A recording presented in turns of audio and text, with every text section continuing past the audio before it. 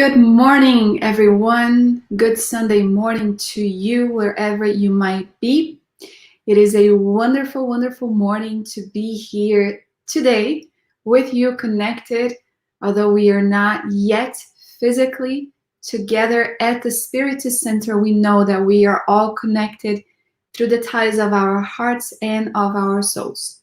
Today, our topic is Blessed are the Afflicted, a topic that will be brought by our beloved Marcelo. And we know that sometimes we suggest the books that were utilized so that you at home can further your study. What is going to be bringing in the next 35 to 40 minutes. So make sure that you have the Gospel According to Spiritism, the Spirit's book, and also Heaven and Hell, a book that is not always studied or even really opened to understand a little bit about the different conditions of the spirits and the beyond, and even understanding the discarnation process. So make sure that you have the copy of these books. Good morning, Juan, Vivi, Anastasio.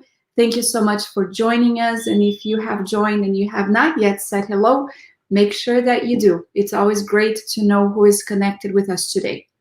Before we actually do the opening prayer, as always, we do the reading of a message so that we can all get into the vibe and start opening up our souls to understand what is going to be explored by Marcelo.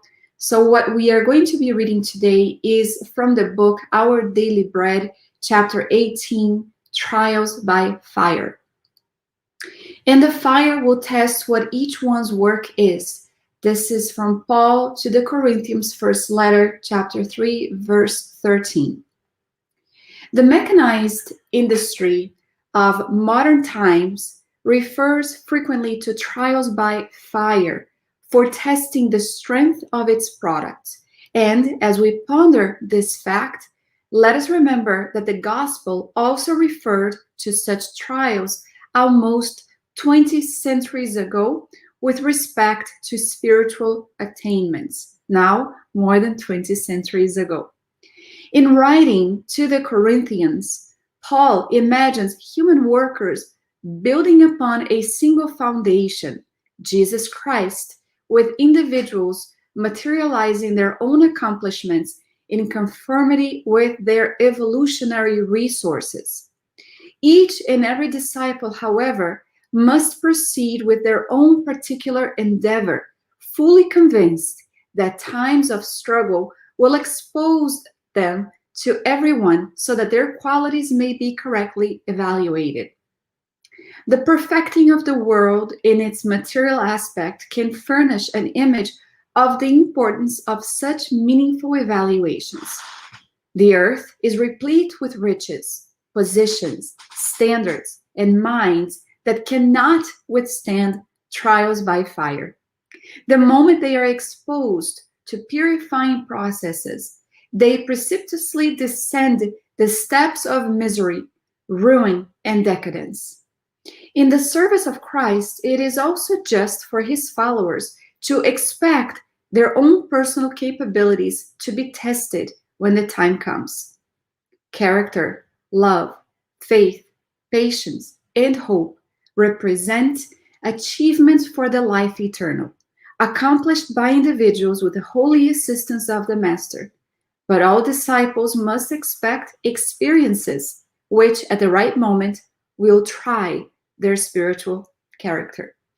The message is pretty profound, right? And when we read something like this, we feel quite hopeful because we understand that every trial by fire is actually here to test us, to test our spiritual character, as very well stated by Emmanuel. And it is a very fitting message for the study that Marcelo is going to be bringing us, Blessed are the Afflicted. Because honestly, the message brings us the recipe, or better yet, the solution for everything that Marcelo is going to be bringing us today. He talked about character, love, faith, patience, and hope in the times of a challenging moment of transition of our planet, a time in which our character is being put to the test. So here we are. We have all of the teachings, we have all of the tools, we are equipped to be able to endure the so-called trials by fire. On this note, I'm going to invite you to do an opening prayer with us. And I'm going to invite you to also really take this moment to embark on this spiritual moment that is unique, that is ours, that is untransferable. And it is also a moment where we can pray on behalf of our homes, it doesn't matter if they're near or far. So we can close our eyes or we can leave them open, but definitely open your hearts. Let us open our hearts and elevate our souls by the means of our thoughts and think about Jesus, our master, our model and guide. We are so very grateful for the simple fact that this morning we were able to open our eyes and to have one more day in this present reincarnation where we can make it count. We are fully aware of the infinite blessings before us. To be able to be here, to think, to reason, to see, to speak, to hear, to feel, and to employ all of this on behalf of our own spiritual progress and growth. We are so very grateful, dear Jesus, for you are the governor of our planet, for you are our way, our truth, and our life, offering us the basis for a wholesome living. We are so grateful that today we have all of our beatitudes, so that we can draw from it the strength to be able to face the trials by fire. We know that you said, blessed are the afflicted, for they shall be comforted. And what more comforting tool do we have at our hands than the Spiritist teachings, philosophy, science, and religion is here to support us in the knowledge and understanding of what you brought us over 2,000 years ago. Please bless our homes and all of our family members and friends, those who may be suffering near us, around us. Help us, dear Jesus, to become the spiritual antenna, always in connection, so that we can be guided by wholesome spirits whom we know are always with us, encouraging us to keep going and stay strong, drying our tears, symbolically speaking, when things get tough, and also always pointing all that we have to be thankful for. The sun that shines daily, the nature that surrounds us, showing the infinite love of the Creator for all living things, for all of his creatures, for all of his children. On this note, we also ask you to bless our beloved Marcelo, so that his words may actually find a place in our hearts today, elevating us, uplifting us, and encouraging us, so that we truly understand what does it mean to be afflicted and blessed at the same time. Thank you for being with us, and so be it. Well, on this note, good morning, Valeria. I am going to bring Marcelo. We all know him. For you who are following at home and don't know, Marcelo is part of the workers, the volunteers of the Conscious Living Spiritist group. He's going to be bringing us this topic right here. Blessed are the afflicted. And without further ado, I'm going to be bringing him on the screen with us this morning. Good morning, Marcelo. Good morning, everyone. Thank you very much for joining us this beautiful Sunday morning. I would say that we could end our lecture. I would say that we could end our conversation with this beautiful introduction that Andrea made, and this beautiful prayer that embrace each and every one of us. I was really and tremendously touched by the energy that she put on all her words uh, creating a perfect ambience, a perfect environment for us to start this conversation. I am not going to say anything new. Everything is there in the codification. You will see exactly what I am going to say in the Spirit's book, on the Gospel according to Spiritism, and in the book Heaven and Hell. But our topic today is very well, it's there in the chapter, it's more specifically on the chapter number 5, Blessed are the Afflicted. We can also find the same content on the Gospel of Matthew on chapter 5, verse 4, 6, and 10, if I'm not mistaken.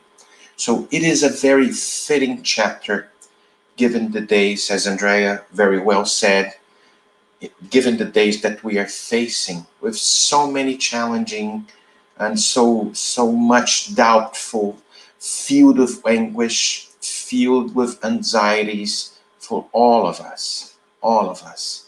Perhaps this is why the benevolent spirits felt it was so important to dedicate an entire chapter towards explaining different aspects of suffering and afflictions, especially since Spiritism is the promised consoler. And we will see on chapter 6 the Christ consoler of the same book, the Gospel according to Spiritism, and gives us the sequence of the chapter 5. And you will see the importance to study in depth this beautiful body of knowledge that brings us a new level of understanding and bringing us hope for the future to come. So this is how we are going to start today. Let me put the slide. The justice of the affliction. Then we will find this on item number 3 of the same chapter that I mentioned of the Gospel according to Spiritism, chapter 5, Blessed are the Afflicted. So these are the questions that I'm going to pose, okay, to pose here. Justice of afflictions. The compensation that Jesus promises to the afflicted of the earth cannot occur except in the future life. Without certainty about the future, these maxims would be nonsense, even more.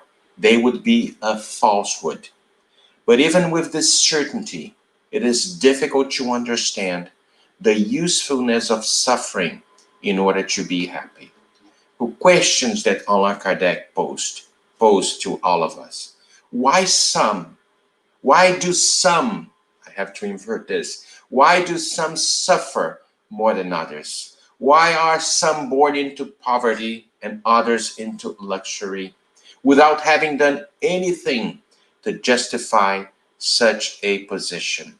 Why does nothing ever work out for some while everything seems to smile on earth? These are questions that we frequently ask ourselves, and we ask philosophers, religious persons, leaders of any kind of religion, why? We are full of whys.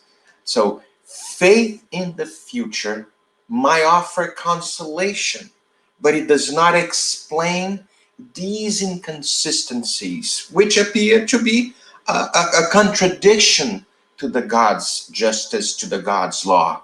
So I can only remember when I was a young boy in Brazil, I used to go to a Catholic school, and I was very blessed for having, because I had a great teacher. His name was Don Cirillo in the downtown Rio de Janeiro, the school of São Bento. I'm doing an advertisement of this school, São Bento, San Benedictine. I don't know how to translate this in English. But Don Cirillo, I was not a very good soccer player when I was like 14 years old. And I used to ask Don Cirillo, please, why this, why that, why everything? And Don Cirillo had listening to me with all these questions. Back then, I didn't have like any acquaintance with the Spiritist teachings. And he was simply, in a very kind way, says like, do you really believe in God, Marcelo? Do you trust in his justice? Do you believe that he is supremely good and just? And I reply, yes, Don Cirillo, of course I do. So just wait a little bit and we will find, you and I, the answer to your questions, because your questions are actually my questions too. So he simply gave me a very profound answer. He was not answering me like this and that, whys that the whole bunch of whys that I had in my life, but he was asking me to have patience, to be very patient, and to have patience. So one day, all these answers would be going to knock on my door, knocking in our doors, and answering all these questions that we all have through the course of our existence. So the gospel, according to Spiritism, explains further. If God is supremely good and just, then God can neither act thoughtlessly nor with partiality. Therefore, the vicissitudes of life have a cause, and since God is just, that cause must also be just. This is what everyone must understand very well.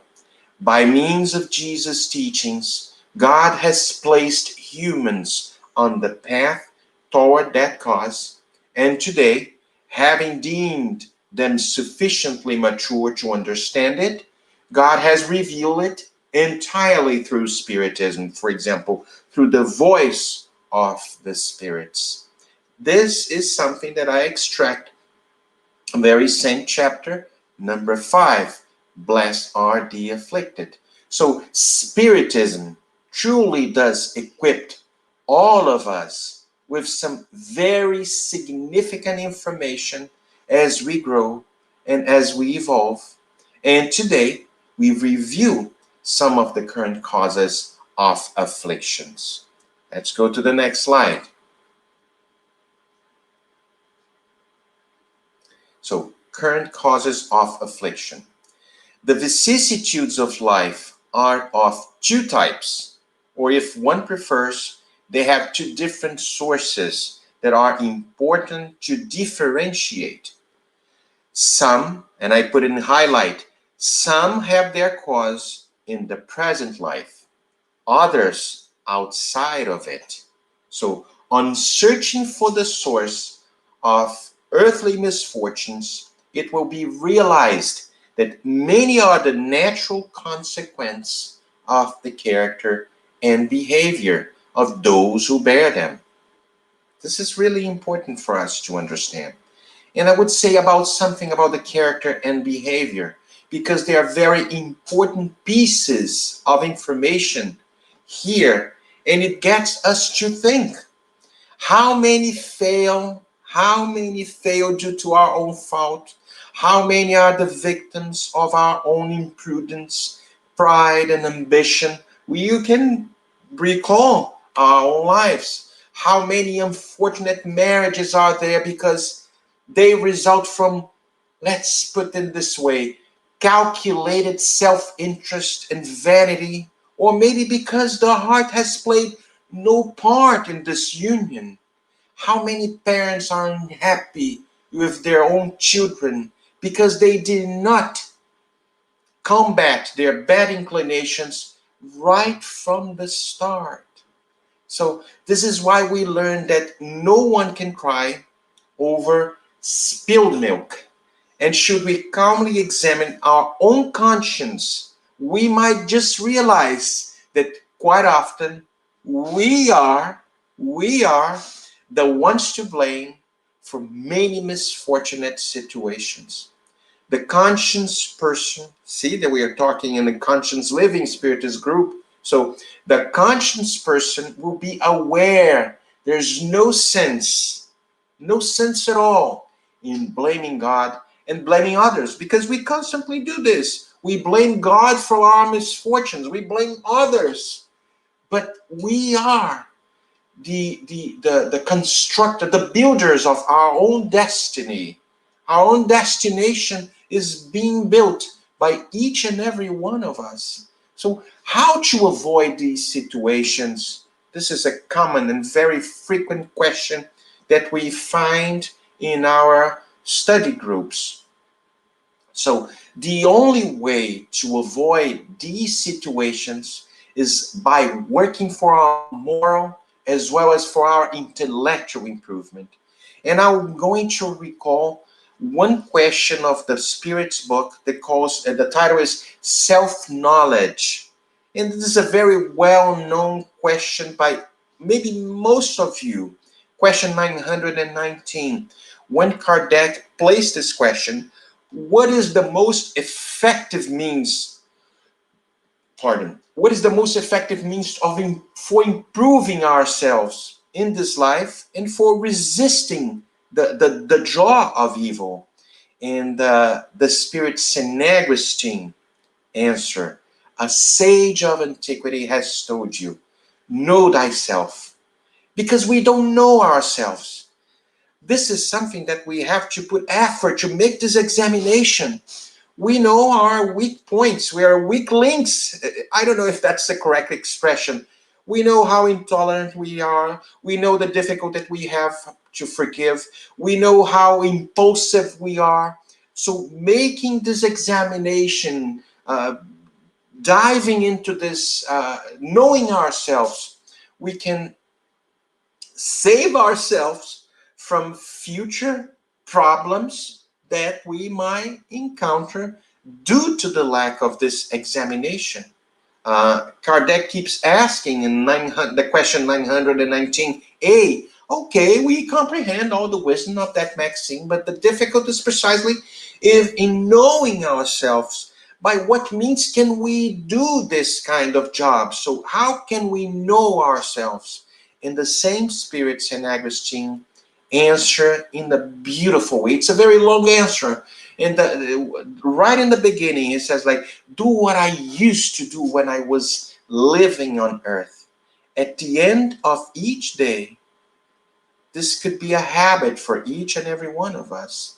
At the end of each day, I examined my conscience, I reviewed what I have done, and I ask myself whether or not I had failed to fulfill some duty and whether or not anyone might have had reason to complain about me.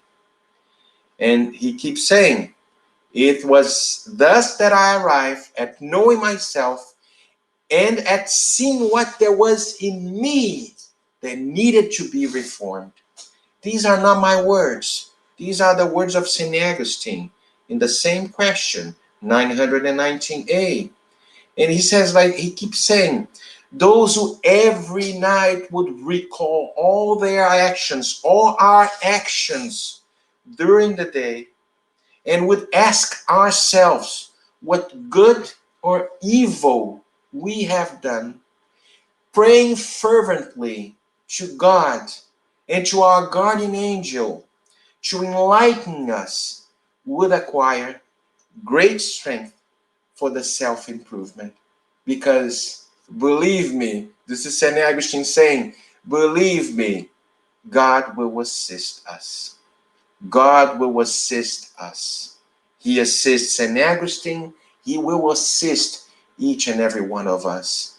So, the next slide tells us there is no wrong, no matter how small, or any infraction of the divine law that does not have powerful and unavoidable consequences that may be more regrettable or less so. Meaning that we are destined to be perfect, relatively perfect. So we are becoming more conscious. So there's no small wrongdoing that we can commit in this life that has no consequences for the future. That's why we are more aware, we are more like in tune with knowing ourselves and correcting the trajectory of our pathway in this life, in this lifetime. So the suffering that we might be experiencing is a kind of a warning that we have heard, much like physical pain, in a sign that we must seek medical assistance. Suffering is what gives us experience, enabling us to sense the difference between good and bad and the need to improve ourselves so that in the future we may avoid complications, trialsome situations, I would say that. So, however, I know sometimes when we miss this opportunity, we might be awake in the spirit realm, or maybe in the end of this lifetime, with a lot of regrets. I says, "Oh my God, if I only knew that, if I only, I would like to begin my life all over again, doing everything differently than the way that I used to do." So, but sometimes it's late for this lifetime. But not, no, don't worry. Be happy, I would say. It's not the music. God will give us another chance. Nonetheless, just as the sun rises the next day for the worker and a new day begins that allows him or her to make up for lost time, so also after the night of the grave, the sun will shine with a new life, making it possible to take advantage of the experiences of the past and make good resolutions for the future. Also in the same the same chapter, chapter 5. So in this we are going to understand the prior causes of afflictions. Let's see the slide. If there are misfortunes in this life of which humans are the primary cause, there are others which, at least in appearance, are completely foreign to them and which seem to touch them fatalistically, such as, for example, the loss of loved ones and maybe a family breadwinners, natural disasters, congenital infirmities, for example, physical disabilities and mental impairment, and you can name it, all kinds of afflictions that we might recall. So those who were born in such conditions have obviously done nothing in this present life to deserve it. So this is very sad. It's a sad fate, which, of course, they could not avoid, in which they are powerless to change by themselves. So why then are there such unfortunate beings? Why, right beside them, under the same roof, sometimes we see people under the same roof. Some are experiencing complications that we can never imagine, and others will have a brilliant life, full of life, perfect body, with health, money, and everything. So how come we can explain sometimes children that die at a very young age and with nothing to how can we explain such complications, situations that shake us all? So the gospel according to Spiritism brings us, these are problems that no philosophy has yet been able to resolve, differences that no religion has been able to justify, and which would be the negation of God's goodness, justice, and providence. What caused these souls to bear such miseries in this world? This is maybe a question that I placed to Don Cirillo when I was 14 years old.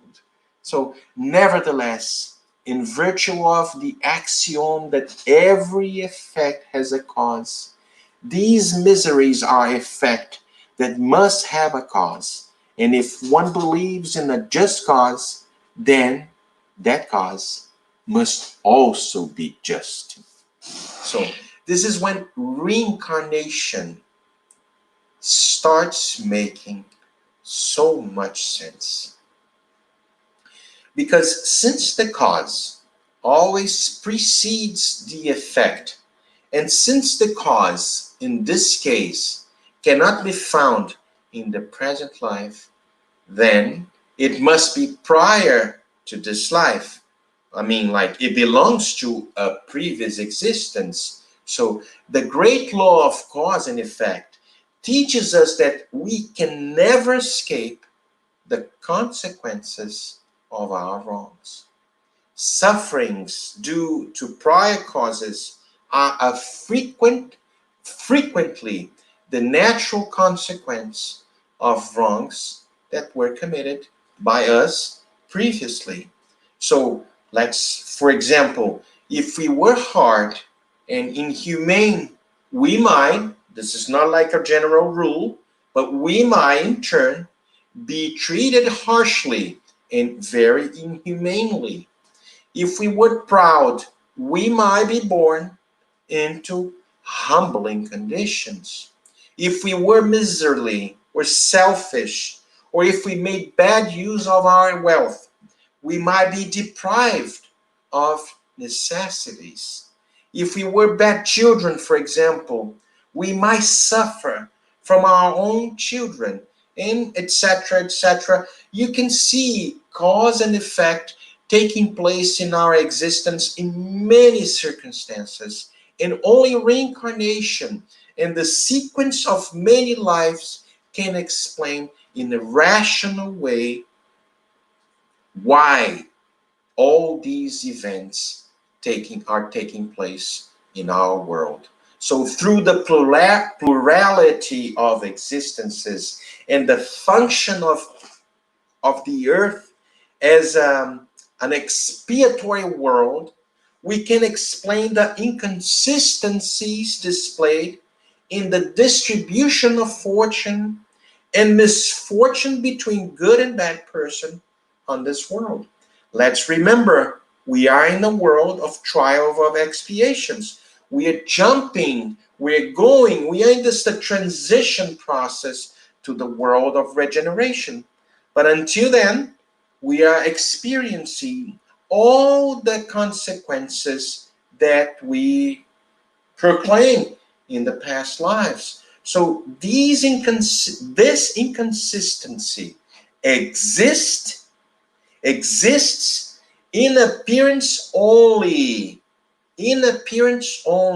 because it's considered from the point of view of only the present life. Only the present life.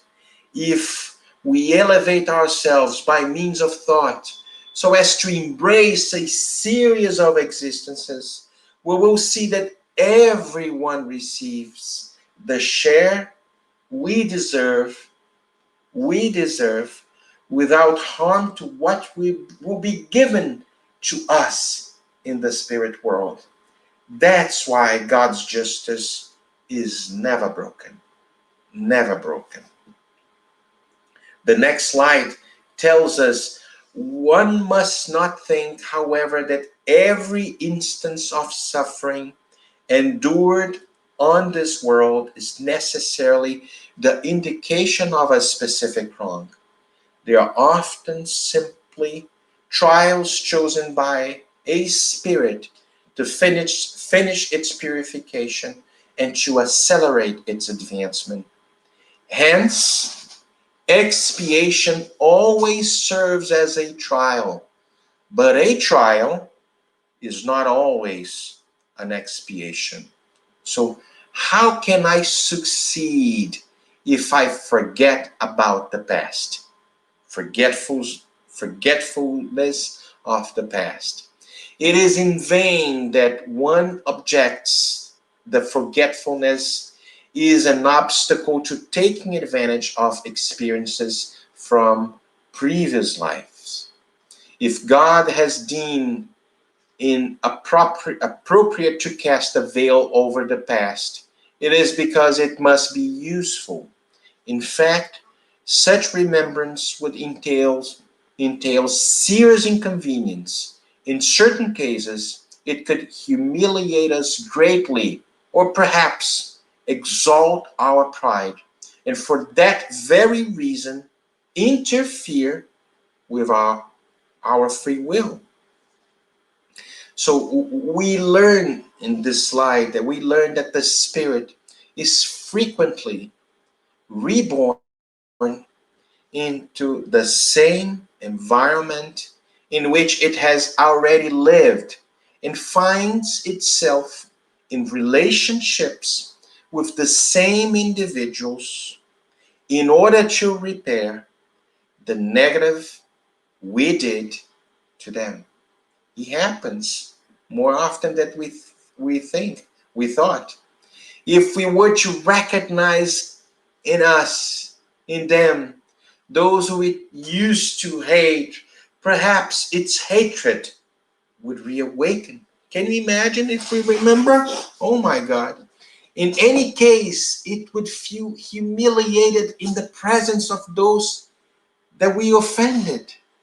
So God has given us for our advancement precisely what is necessary and what will be enough for us: the voice of conscience, or our instinctive tendencies taking from us what could harm us. That's why it's so important for us know ourselves. As we recall the question 919, knowing ourselves, knowing our tendencies, knowing exactly how we behave when trials, circumstances, and obstacles are facing us, are putting right in front of us.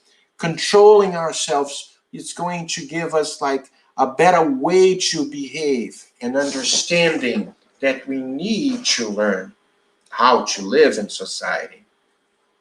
The next slide is this: forgetfulness occurs only during corporeal life. Upon re-entering the spirit life, the spirit reacquires its memories of the past. Hence, forgetfulness is only a momentary interruption, similar to what occurs in earthly life during sleep, but which does not prevent our remembering on the next day what we did the day before or on preceding ones. It is not only after that the spirit recovers the memories of its past. So, on this note, we are naturally able to understand the reasons for resigning ourselves.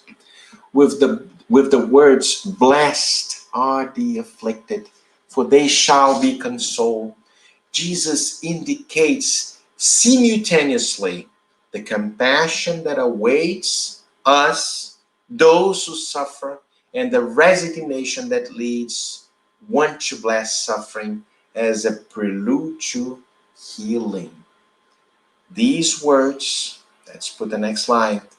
These words could also be translated like this: you should consider yourself fortunate to suffer. And he's not talking about something, the apology of suffering. Fortunate to suffer, because your pains in this world are the debt of your past wrongs. And these pains, if borne patiently while you are on earth, will save you from centuries of suffering in the future life. This reminds me of the case found in the book Heaven and Hell, on chapter 8, on the second part, under the title of Earthly Expiations. Marcel, the child of number 4. He was a boy a boy in a county hospital that approximately 8 and 10 years old. His condition was extremely difficult to describe. He was designated as the number 4 because he was in that county hospital in the room number 4. He was completely contorted whether as the result of maybe a congenital deformity or maybe a result of a disease itself. We don't know. The book doesn't specify precisely that. But this is not important. So his twisted legs touched his neck, and he was so gaunt that his bones were about to tear through his skin. His body was covered with sores, and his suffering was so terrible. He belonged to a very poor Jewish family, and his sad condition had lasted for years. He was remarkably intelligent for his age. His sweetness, his patience, and his resignation were simply uplifting. The physician under whose care he had been placed was so touched by compassion for the poor boy that he was like nearly abandoned child, because his parent rarely seemed to come to visit him, and he took a special interest in him. So he enjoyed chatting with him. He was charmed by the intellectual talent that that little boy with in such condition had, and he was like magnetized by that little boy. Not only did he treat him kindly, but when his duties would permit, he, the doctor, read to him, and was marveled at his the rectitude of judgment on matters that seemed beyond his age. The way that he addresses all the comments and everything. So one day the boy said to the physician, "Doctor, please be so kind and give me one of more that those pills that you gave me last time." And the doctor, the physician says like, "Oh, my child, I'm so afraid to give you more because maybe it could be harmful for you if I exaggerate in the dosage." But the boy answered in such a way that it's difficult to deny. "Well, it's because I am suffering so much and I don't want to cry. And when I cry, when I suffer, I don't want to disturb the other patients. When I get these pills, I sleep and I don't disturb the others. Could you please do this so?" So these words are enough to demonstrate the elevation of the soul enclosed within a malformed body. Where could this poor creature have gotten such sentiments? Certainly not within the environment in which he had been raised. Moreover, he could not yet have possessed such an ability to reason at the age at which he had begun to suffer. So these sentiments were thus inborn, was innate in his spirit. However, if he was possessed of such noble instincts, and if we were to accept the fact that his soul was created at the same time as his body, the instrument of such cruel torture, as the book says, why had been condemned by God to such a miserable and a painful life? This is the question that maybe the doctor was placed back then. Yes, one would either have to deny the goodness of God or accept an inferior cause, that is, the pre-existence of the soul and the plurality of the existences. After some time, when he passed away, his spirit was evoked at the Parisian Society, the Spiritus Society of Paris, where he provided the following communication in the year 1863. And I'm going to read it for you.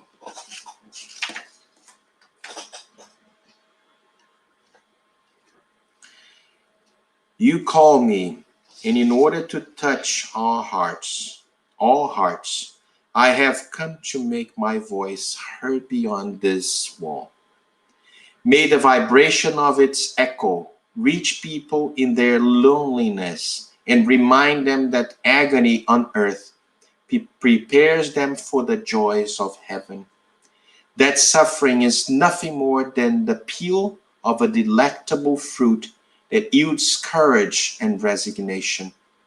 That voice will tell them that upon the invalid pallet of misery lie those sent by the Lord. Their mission consists in teaching humankind that there is no pain that is insuperable with the help of the Almighty and the good spirits. That voice will enable them to hear groaning mixed with prayer and to understand the pious harmony that is much different than the guilt tones of groaning mixed with blasphemy. I would like to say something about the progress of our doctrine, which will aid the mission of those who incarnate amongst you in order to learn how to suffer. Spiritism will be the signal. They will have its example and voice to follow. Groaning will then be turned into cries of contentment and tears of joy. My suffering was not actually a direct expiation, but I can assure you that all suffering has a just cause. The one who you knew as being so miserable had once been handsome, great, rich, and admired. I was vain and proud. I had once been truly guilty. I denied God and harmed my fellow beings, but I cruelly expiate my wrongs thereafter, first in the spirit world and then on the earth. The suffering I endured for only a few years during my last and short existence, I bore for an entire lifetime into extreme old age in the existence before it. Through repentance, I re entered the grace of the Lord, who entrusted me with several missions, the last one of which you are familiar with. So these are the testimony of this boy by the name Marcel. I hope it's not me, Marcel, or could be someone just like us. So we understand that the affliction that we are facing at this moment have a reason. And if we go through all these afflictions with dignity, with trust in God, and hoping with tremendous faith, we will see one day the light that will shine for each and every creature of the universe, because God is infinitely good and just, and He awaits for us in the moment of transition when we are going to find this path of redemption with resignation and with trust in God, in God's justice. Thank you so much for the moments, for the time that we had sharing a few passages. I am saying what I just said, it's nothing new. You will find precisely everything that I just said in these three books that I mentioned in the beginning: the Spirit's book, the Gospel according to Spiritism, and the Heaven and Hell. And we could go and dive into the Spiritist codification, and you will see consolation for the questioning soul and for the suffering that we might be knocking on our doors in days like these that we are living in. Thank you so much. Thank you very much. Thank you so much, Marcelo, for this beautiful presentation. As our friend Juan stated here in his comment, it's a very complicated topic indeed that was well presented and offers us a lot of food for thought, especially during these trialsome days that we are living in. Let us finalize with the prayer so that we can truly start off our week on the right foot. And I'm going to invite you to look at this image so that we can bring the healer, the psychotherapist, the master into the vision of our hearts and souls as we elevate our thoughts in profound gratitude this morning. Thank you so much, dear Jesus, for bringing us the light, so that we will no longer walk aimlessly in the dark, not knowing where we are headed to. Thank you for being the light, so that accompanied by you, we would never walk alone in the darkness of the miseries of the vicissitudes of life. Thank you for allowing us to know that eventually we can be the light, so that we can assist our brothers and sisters on their own steps towards getting to know you or towards being reacquainted with your teachings, with your love and your peace. Allow us to be the instrument of your peace on earth, so needed at these times, where not only there is the pandemic of COVID-19, but perhaps the pandemic of indifference, of intolerance, of the lack of love towards our neighbor. Allow us to receive the wholesome medication, the medications of the soul that will allow us to truly heal the world. First, our inner world, perhaps later, making an impact so that others on this planet that is transitioning into the regenerated world can also feel all that we do when we open our hearts and souls to you. Thank you for being the character builder, the one who brings us hope and faith, so that we can also be encouraged, so that we can understand that suffering well doesn't mean being resigned and not taking action, but rather walk steadily and fast with solid steps towards our Father, our Creator above. So be it. My friends, have a blessed week. May it be truly, truly productive in every sense. Remember that on Wednesdays, every other Wednesdays, we have the study of heaven and hell. It is a very, very, those are for the Portuguese speaking, but it's a very, very important book, not always explored. And we invite you to do that as well. And we also have the studies of the missionaries of the light. We are continuing on chapter 6. If you want to join us, we actually have a study this upcoming Wednesday at 7:15. We also remind you that every Sunday morning at 9:30, we have the study of the gospel according to Spiritism. On this note, you're not alone on your journey as you continue reading and studying these beautiful books. And we really wish you a beautiful week. Have a great, great, great day. Bye.